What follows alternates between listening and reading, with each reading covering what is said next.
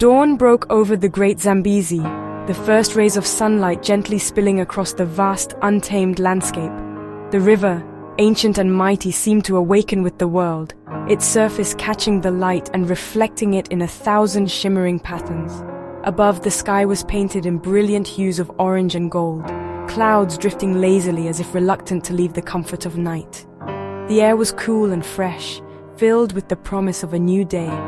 The river shimmered, winding past ancient baobab trees whose roots clung to the earth, and past clusters of blooming water lilies that floated gently on the current, their petals opening to greet the sun.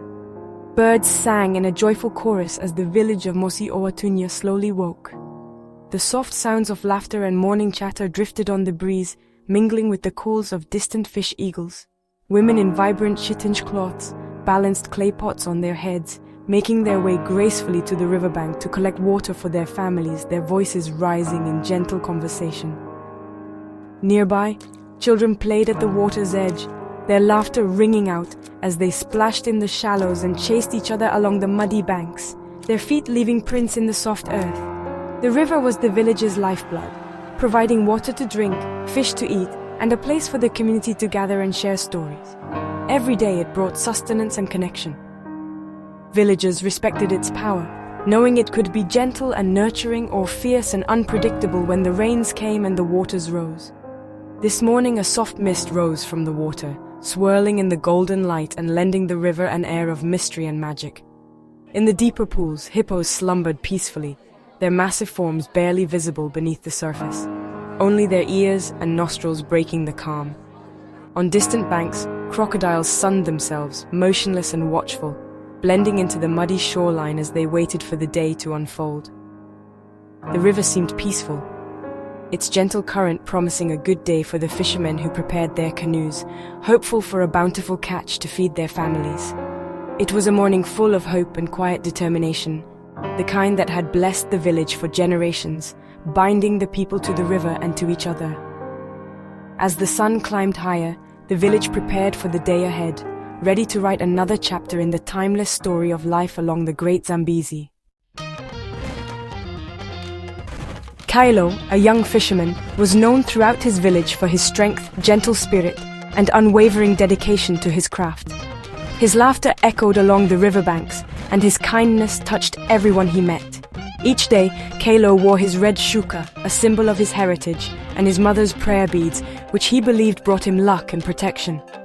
He moved with quiet confidence, his every step a reflection of the traditions passed down through generations. Each morning, before the first rays of sunlight touched the water, he paused to thank his ancestors, whispering words of gratitude and hope for a fruitful day. With reverence, he set out in his mokoro, a canoe carved from a single log by his father's hands, gliding silently over the glassy surface of the river. He checked his reed nets, carefully inspecting each knot and weave, ensuring they were strong enough to hold the river's gifts. Then, with practiced ease, he pulled into the current, letting the river's rhythm guide him, his senses attuned to every ripple and whisper of the water. Kylo knew the best fishing spots, places where the fish gathered in the cool shade or darted beneath the reeds. He read the water's secrets like a book, noticing the smallest signs, ripples, shadows, the glint of a fin just below the surface. As he worked, Kylo sang the old songs, his voice carrying across the water, feeling the presence of his ancestors guiding and watching over him. On this clear, still morning, he guided his mokoro to a quiet cove, casting his net with practiced skill, the motion smooth and sure from years of experience.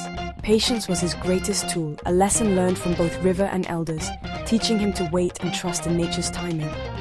As the sun climbed higher, painting the river in gold, Kylo waited quietly, eyes fixed on the water, hopeful for the river's bounty. The day felt promising, the river calm and full of life.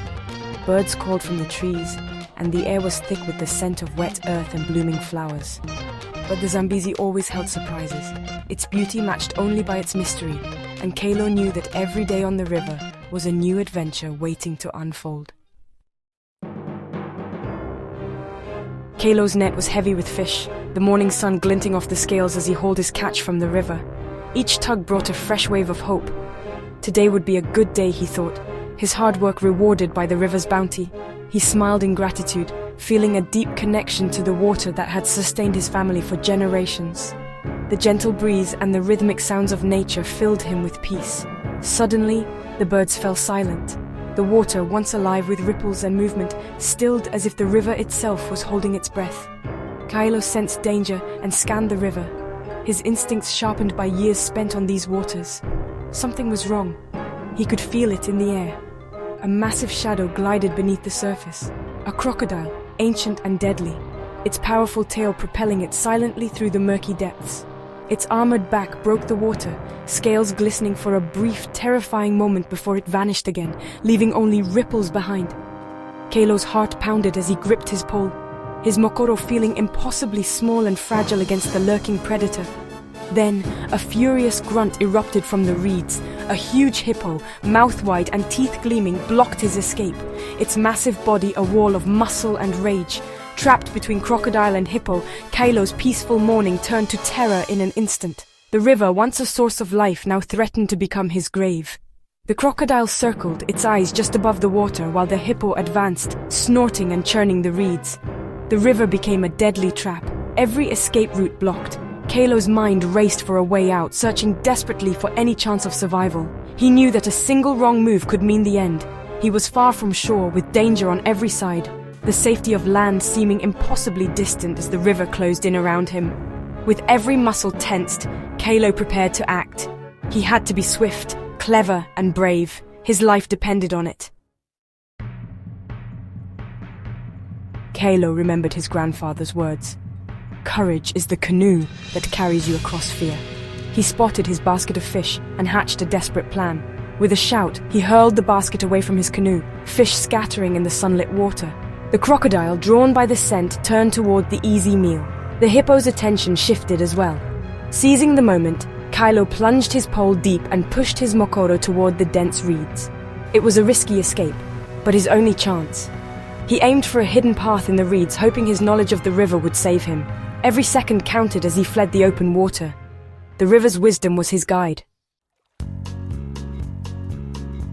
Kylo entered the reed beds, following secret channels his father had shown him. The narrow waterways twisted through the green, too tight for crocodile or hippo. His shuka let him move freely, the old ways proving their worth. He focused on each turn, guided by ancestral knowledge. The sounds of danger faded behind him as he pressed deeper into the reeds. Gratitude filled him for the lessons of his elders. The wisdom of tradition was his shield, more valuable than any treasure. Kylo's arms ached, but he kept going until he was sure he was safe. The river's veins had delivered him from danger. He paused, breathless, hidden from the beasts. In the village, Kylo's mother, Amina, sensed trouble. A boy ran in, shouting about roars and shouts from the cove. Instantly, the village sprang into action. Men grabbed spears, elders began to drum and chant. The drumbeat echoed across the water, a call for strength and unity. The rescue party reached the riverbank, spotting the crocodile and hippo. They worked together, beating the water and throwing rocks to drive the animals away. It was a coordinated effort, each person playing a part. The community's strength was in their unity and tradition. They cleared a path, calling out to Kylo. The village stood ready to bring him home. Guided by the drum and shouts, Kylo emerged from the reeds, exhausted but alive. Villagers pulled his Mokoro ashore, and his mother embraced him in relief. The community gathered, praising his courage and quick thinking. The elders nodded, proud that their teachings had saved him. As the sun set, the village celebrated with fire, drumming, and song. Kylo shared his story, teaching the children about courage and tradition. His escape became a new legend, a lesson for future generations. That night, Kylo looked at the river with respect and gratitude. He knew he had survived through the strength of his people and the wisdom of the past. Together, they were as enduring as the Zambezi itself.